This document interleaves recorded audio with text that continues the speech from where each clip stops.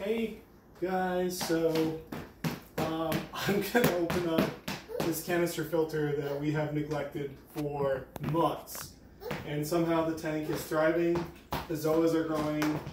I don't know what to expect, but I'll tell you what, it's been keeping the tank clean, and I haven't had any time. We've been working on the house, the countertops. It's kind of a mess in here, you know, but we do what we can. You know, we're busy, we have kids.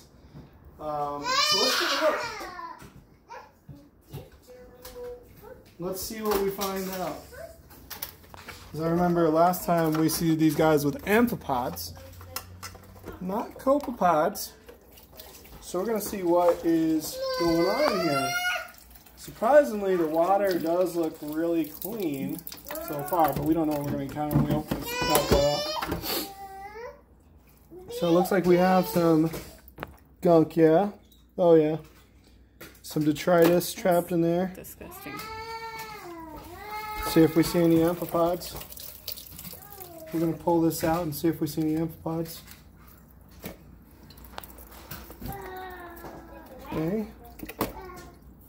I am not seeing any. Oh, yes we do. We have amphipods going in there. There's lots of them. Oh, there's even more in the sponge. So what we're going to do is I'm going to try to make this quick so I don't kill these guys.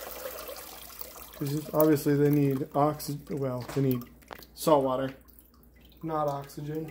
Well, their form of oxygen. We're just going to kind of set these right here. We're going to dump this out. We're going to take the stacks out.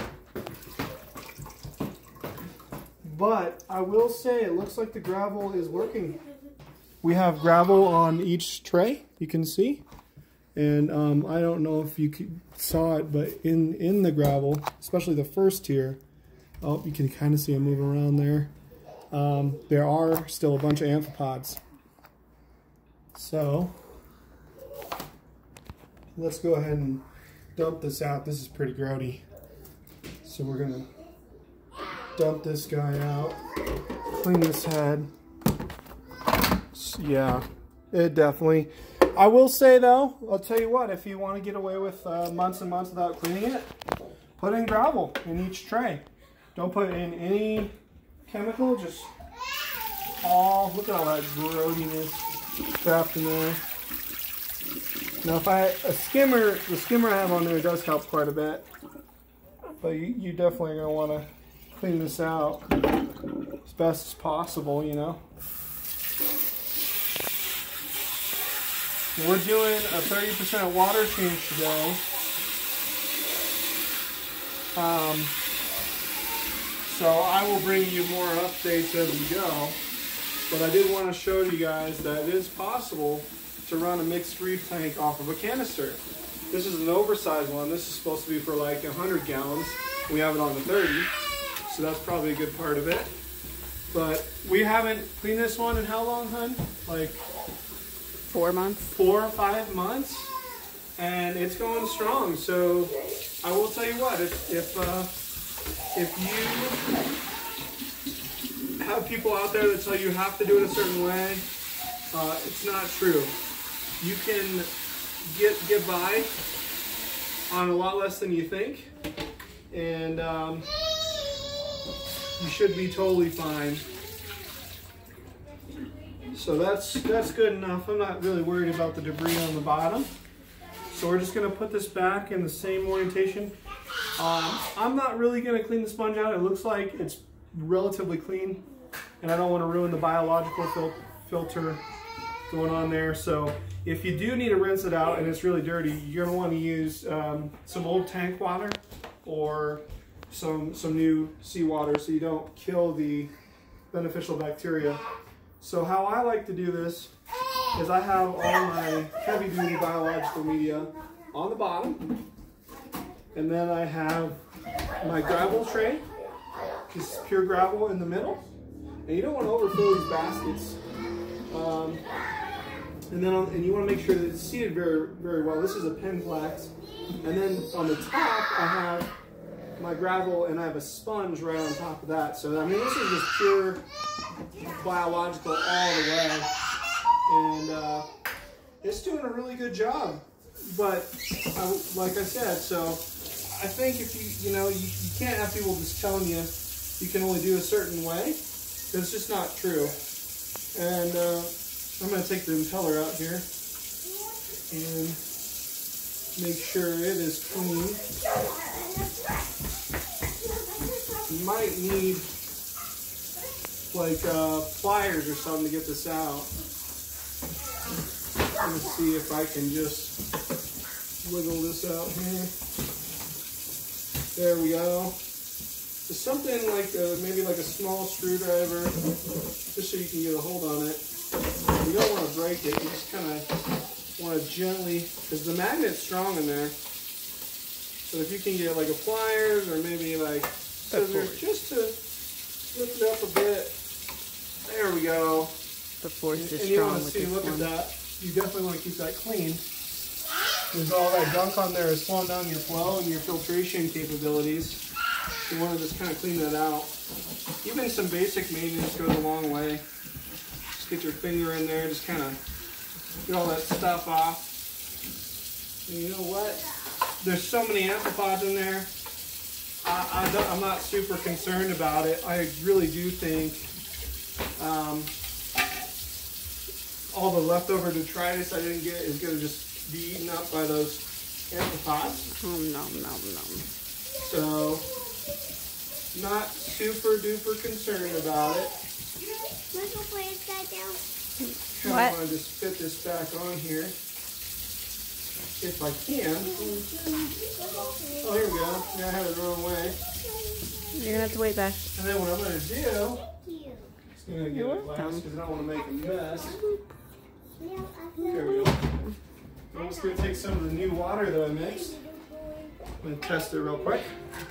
My hydrometer. And I'll get all those bubbles out of the way. It's a little high. Yeah, that's a little high. Make sure that's right, because that's reading way high. It's, I think I have bubbles going on in there. And there's this little chamber where if you just put it kind of one side and just let it slowly fill up. Have more patience than I do. And now there's like hardly any bubbles in there. Now it's gonna come, yeah. It's a little high, so we're gonna put some more water in there. But I can start filling it back up. It's not gonna kill them.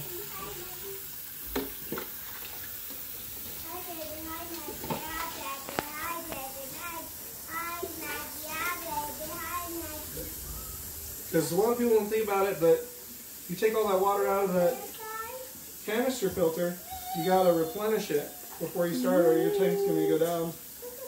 2 gallons, 3 gallons, 4 gallons. Heck, you have one of those big ones.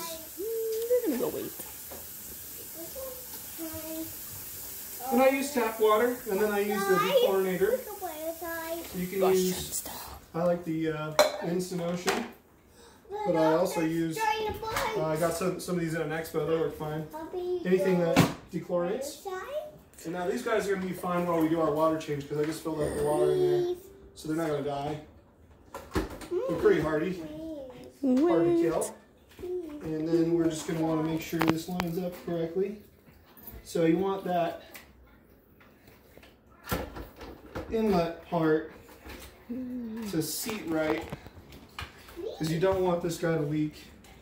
That's not what you want. And I may have overfilled a little bit. So we're going to, I think we're good. And now we're going to get on with the water change, but I wanted to show you guys kind of that you can maintain a mixed reef tank, you know, small one, with an oversized Cascade canister that you have lying around, or you're on a budget and you're not ready for a sump, or an overflow in a sump. It'll work. You know, it's not the best solution, but it certainly isn't the worst. In my opinion, I think if you have a lot of biological going, it would probably be more volume and better and more versatile than even a hang on the back, because you can add in like inline heaters and you can do various things with these guys. And what I did, I want to show you this on the tank before I let you guys go. We have a light here. So you can kind of see everything's all turned off right now because it's not going to take me too long to do this water change. But you can kind of see I took the inflow that's normally facing downwards. You can kind of see it up top there. There we go. And I made it so that the nozzle is facing upwards right there. You can kind of see that. And what that does is it acts like a surface skimmer. And it acts like a true overflow. And it'll let you know when the tank's low on water, because when the tank's low on water, it'll start shooting out bubbles. So And making dreadful noise. And, you know, I have a little skimmer on there working great. So hope you guys have a good weekend. Thanks for tuning in. Take it easy. See ya. Bye.